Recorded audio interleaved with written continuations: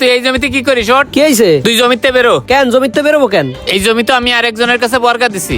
এই জায়গা তুই সরিষা লাগালি কেন আর তারে বাইর করে দিলি কেন? গত কয়েক বছর ধরেই তো এই জায়গা আমি সরিষা লাগাচ্ছি। হ্যাঁ, কয়েক বছর ধরে এই জমি তুই খাচ্ছিস, এখন তো আমি খাবো। এই জন্যই তো একজনের কাছে আমি বর্গা দিছি, তা তারে তুই উঠে দিছিস কেন? আপনি আমার বড় ভাই, বাপের জমিতে দুইজনেরই সমান অধিকার আছে। আপনি যদি এই জমি করতে চান তা আপনি করেন, কিন্তু বাইরের লোকরে তো করতে দেবো না। তাই বলে তুই ওর সাথে খারাপ ব্যবহার করে জমিতে বাইর করে দিবি? কিডা কইছে আমি ওর সাথে খারাপ ব্যবহার করেছি? আমি ওরে কি কি কইছি তাহলে শোনেন।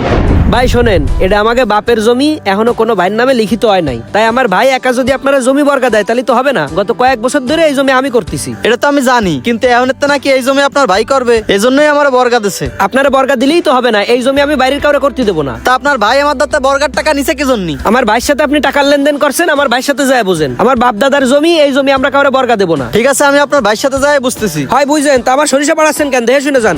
ওনারে আমি এইভাবে সুন্দরভাবে বুঝায় কইছি যে ভাই আমাকে বাপের জমি, আমরা দুই ভাই এটা বুঝবো না, আপনি এসবের ভিতরে আইসেন না। তুই গাড় ব্যাকা করে কাজটা ঠিক করলি না, বিষয়টা দেখতেছি। ঠিক আছে দেন, কিন্তু বাইরের মানুষ সেই জমি করতে দেবো না। কাকা, উত্তরপাড়ার জমির তো সব ধান কাটা হয়ে গেছে, ধানগুলো আনা লাগবে, আনতে লেবারকে টাকা পয়সা দেওয়া লাগবে। আরে ধান আগে উঠেই নিয়েই তো তারপর টাকা দেবো না। আসসালামু আলাইকুম খান সাহেব। ওয়ালাইকুম আসসালাম, বসেন। আপনার তো দেখাই যায় না, কি মনে করে আসলেন? চেয়ারম্যান সাহেব, আমি আইছিলাম আপনার দ্বারা একটা মীমাংসার জন্য।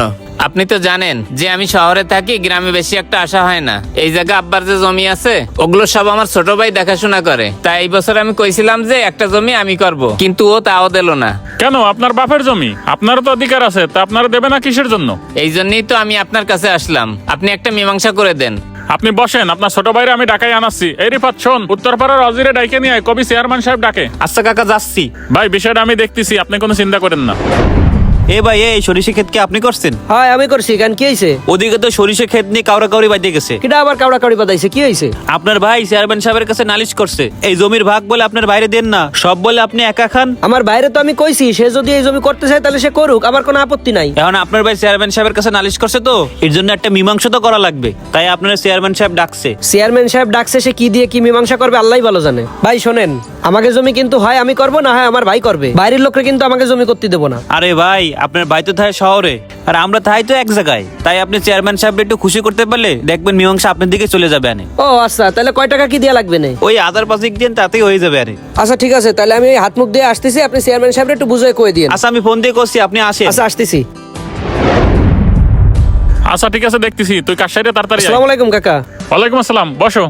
তোমার ডাকছি হয়েছে, তোমাদের ভাইদের ভেতর জমি জমা নিয়ে কি ঝামেলা হয়েছে তাই কও দিহি। ঝামেলার কিছু না, আমার আব্বার যে জমি সে কয়েক বছর ধরে তো ওই জমি আমিই করি। এখন আমার বড় ভাই কষ্ট যে সেই জমি নাকি উনি করবে। তা তুমি এতদিন ধরে জমি জমা করে খাচ্ছ, তা উনি একটা জমি করতে চাচ্ছে, করুক, সমস্যা কি? হ্যাঁ জমি আমার ভাই করুক, তাতে তো কাকা আমার কোনো সমস্যা নাই। কিন্তু আমার ভাই সে আর একজনের কাছে জমি বর্গা দিচ্ছে। এজন্য আমি আমার বাইরে কইছি জমি যদি আপনি করতে চান তা করেন, আমার কোনো আপত্তি নাই, কিন্তু বাইরের লোকরে আমাকে জমি করতে দেবো না। ভাই তাহলে তো ওর কথাও ঠিক আছে। ও চাচ্ছে যে আপনাকে নিজেকে জমি নিজেরা করবে, বাইরের লোকরে করতে দেবে না। আর আপনি নিজে যদি করতে পারেন করেন, সমস্যা কি? আমি তাই শহরে চাকরি বাকরি নিয়ে ব্যস্ত, আমি জমি জমা করবো কিভাবে? তাইলে আর কি, আপনি যখন চাষবাস করতে পারবেন না তাহলে আপনার ভাই চাষবাস করুক। আপনি যখন বর্গাই দিতে চাচ্ছেন তাহলে আপনার ভাই মাঝে মধ্যে আপনার কিছু টাকা পয়সা দিয়ে দেবেন, তাইলে কি আপনার হবে? হ্যাঁ তাইলেও হয়। আচ্ছা ঠিক আছে, তাইলে ওই জমি তুমি চাষবাস করো আর তোমার ভাইরে মাঝে মধ্যে কিছু টাকা পয়সা দিয়ে দিও। আচ্ছা ঠিক আছে কাকা, তাহলে আমি গেলাম। আসসালামু আলাইকুম। ওয়ালাইকুম আসসালাম। জমি নিয়ে এ ধরনের ঝামেলা অনেক জায়গাতেই হয়, তবে জায়গা জমি থেকে পরিবার কিংবা আত্মীয় স্বজনের পাওনা এবং তাদের হক নষ্ট করা কখনোই উচিত নয়।